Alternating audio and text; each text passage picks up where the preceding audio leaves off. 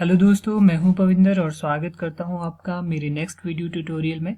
दोस्तों, आज के हमारे इस ट्यूटोरियल में हम बात करेंगे पीएचपी के isset फंक्शन के बारे में।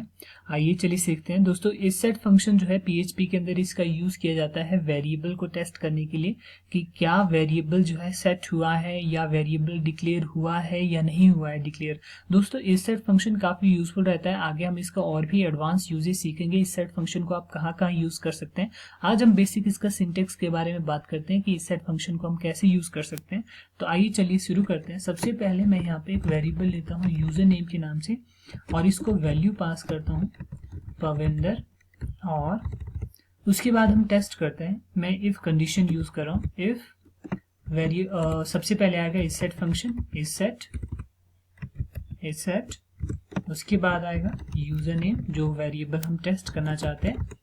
तो ये कंडीशन क्या कह रही है, इफ यदि इस सेट फंक्शन टेस्ट कर रहा है कि जो वेरिएबल उसको एज ए आर्ग्यूमेंट पास हुआ है वो सेट हुआ है या नहीं हुआ है, मतलब वो डिक्लेयर हुआ है और साथ ही साथ उसको वैल्यू पास हुई है या नहीं हुई है। अगर ऐसा है तो हम वहां पे एको करना चाहते हैं यूजर नेम और वो वेरिएबल की वैल्यू जो हमें मिली है।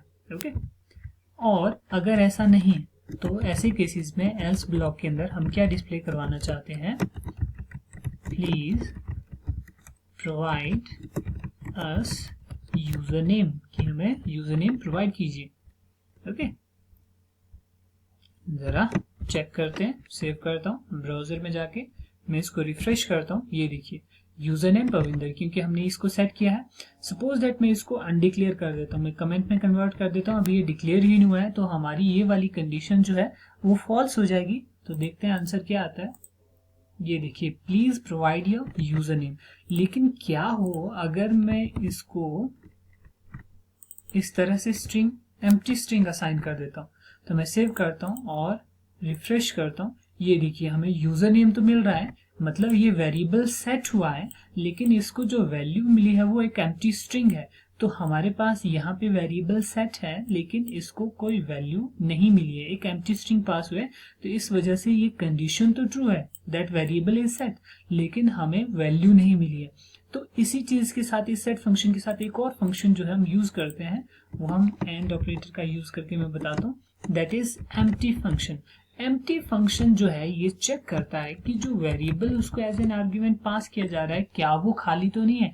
जैसे मैंने इस केस में इसको स्ट्रिंग एम्प्टी स्ट्रिंग प्रोवाइड किया, तो हम इस स्टेटमेंट को उसी केस में डिस्प्ले करवाना चाहते हैं। If it is not empty, तो मैं नॉट ऑपरेटर इसके सामने लगा रहा हूँ कि वेरिएबल सेट हुआ है और इसको वैल्यू जो है मिली है ये खाली नहीं है, तो ये वेरिएबल जो उसको वैल्यू है वो डिस्प्ले कर दो। अगर ऐसा है कि वेरिएबल सेट हुआ है और वैल्यू भी नहीं मिली है, उसको वेरिएबल सेट है लेकिन वैल्यू नहीं मिली है, तो ये नहीं डिस्प्ले होगा। या वेरिएबल डिक्लेयर नहीं है तो ये चीज आएगी ही नहीं। जरा मैं इसको रिफ्रेश करता हूँ। ये देखिए, अब देखिए, please provide a user name.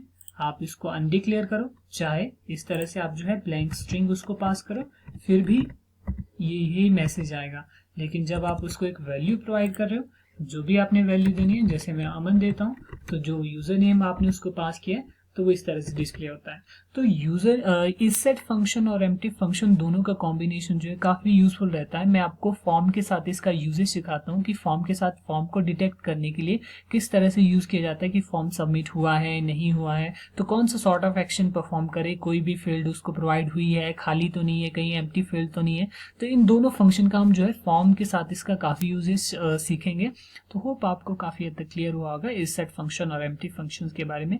कोई भी दिक्कत परेशानी हो जरूर कमेंट कीजिए और मेरे चैनल को सब्सक्राइब करना मत भूलिए। और मेरी वीडियो को देखने के लिए धन्यवाद।